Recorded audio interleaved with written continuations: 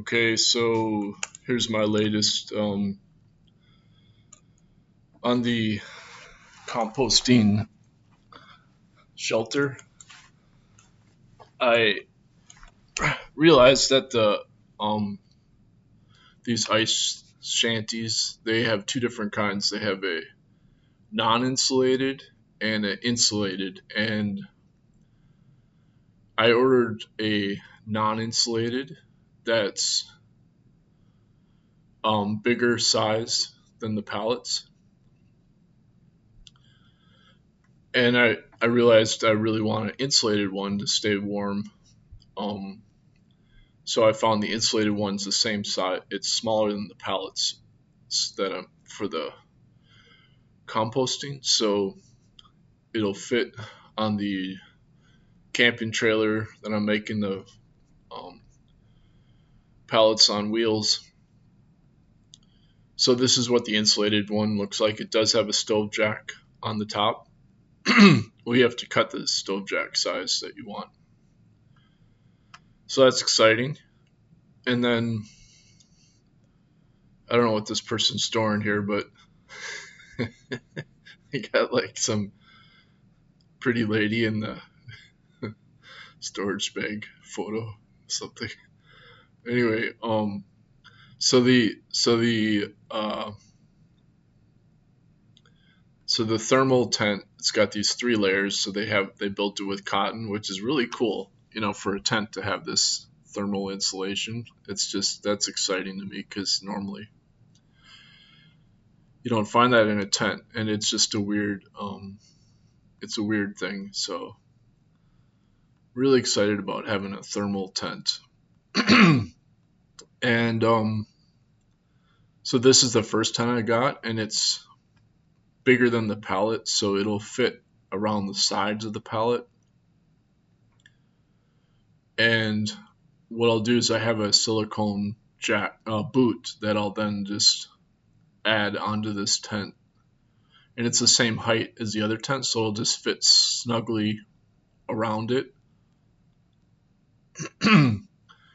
And yeah, it's gonna be kind of weird because I'm gonna have to pop it up and then I'll slide it over, pop it open and then slide it over. So having two tents will give it, this actually has a rubberized top to it, so it's a different design and it'll be more waterproof. It says it's waterproof, but I think just having the two tents, and I can always add more waterproofing on it, silicone on the top. And let's see, so this will fit right around the pallets, and then having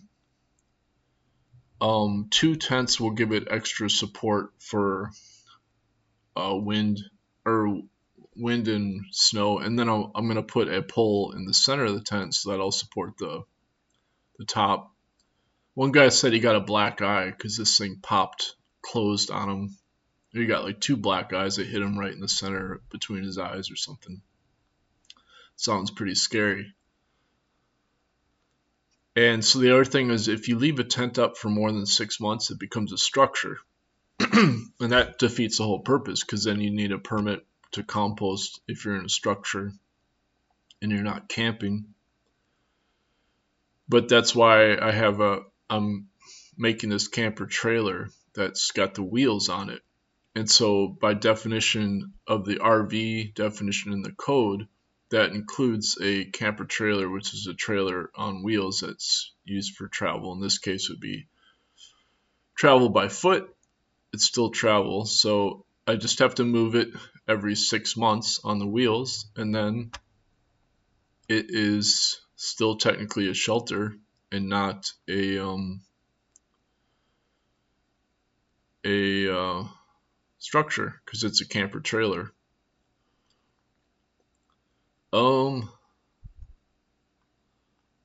I suppose they could try to argue that that's not true, but if it's obviously a shelter if it's easily movable, which it would be with the wheels on it. So it's not like a portable building, which I already went over. So that will enable, because I have the wheels on it, I can leave it up year round. So I'll have a year round composting setup, and it'll be warm in the winter because then I'll have the portable stove that I'll set up in the tent along with the composting. So it's pretty exciting. It'll take a couple weeks to get this insulated tent, and and I got to put the pallets together once I bring them, haul them in, up there. That's pretty much it.